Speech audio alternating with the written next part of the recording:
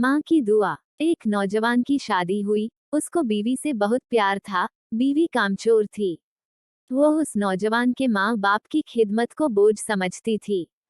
कुछ अरसे के बाद उसने देखा कि शौहर तो मुझसे बहुत प्यार करता है, तो वह अपने शौहर से नाराज रहने लगी। जवानी थी, शौहर से बर्दाश्त न हुआ। उसने पूछा, क्या बात है? कहने लगी, मैं तुम्हारे साथ ठीक रहूंगी, जब तुम यहाँ से मुझे मेरे घर वापस ले जाओ और मेरे साथ वहीं पर रहो।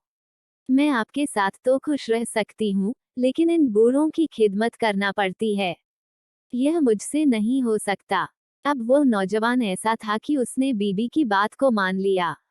बूढ़े माँ बाप को छोड़कर आखिरकार दूसरे शहर में जाकर घर ले लिया।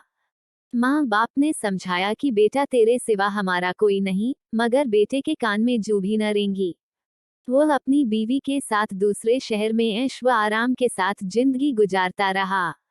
आखिरकार उसको सऊदी अरब जाने का मौका मिल गया। नौकरी अच्छी थी, तो वहां चला गया। पैसे ज्यादा आ गए। बीवी को शानदार मकान बनाकर दे दिया। सारा खर्चा बीवी के लिए भेजा। अपने माँ बाप से उसने कोई राबता नहीं रखा, क्योंकि बीवी कहती थी कि अगर उनसे राबता करोगे तो मैं राबता तोड़ लूंगी। मोहब्बत के हाथों मजबूर होकर अपने बूढ़े माँ बाप को उसने नजरअंदाज कर दिया।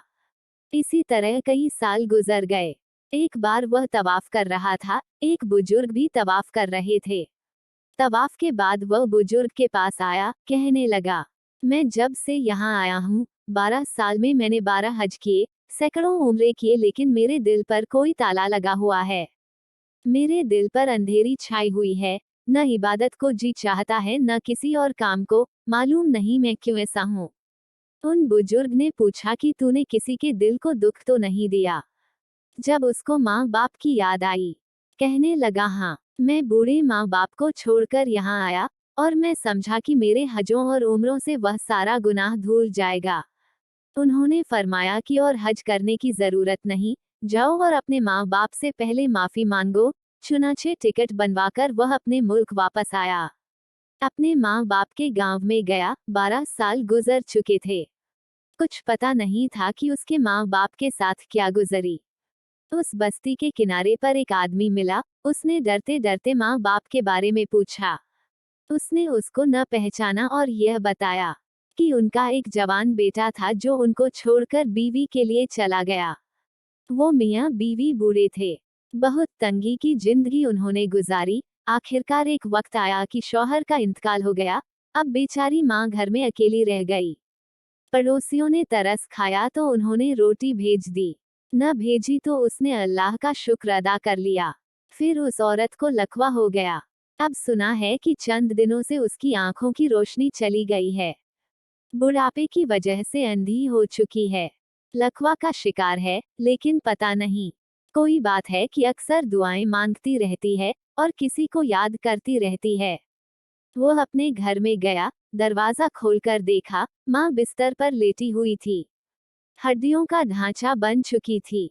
सोच रहा था कि मैंने माँ को इतना सताया, वो मुझे कहेगी दफा हो जाओ, मैं तुम्हें कभी माफ नहीं कर सकती। लेकिन जब उसके पांवों की आहट माँ ने सुनी तो पूछने लगी, कौन है? उसने बताया, मैं आपका बेटा हूँ। माँ की आंखों में आंसू आ गए।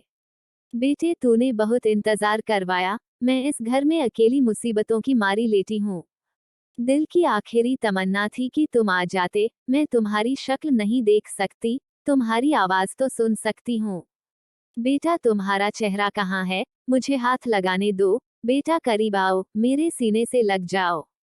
यह माँ की मोहब्बत होती है कि इतने दुख बर्दाश्त करने के बावजूद भी वह सिर्फ बेटे के घर आ जाने से खुश हो जाती है।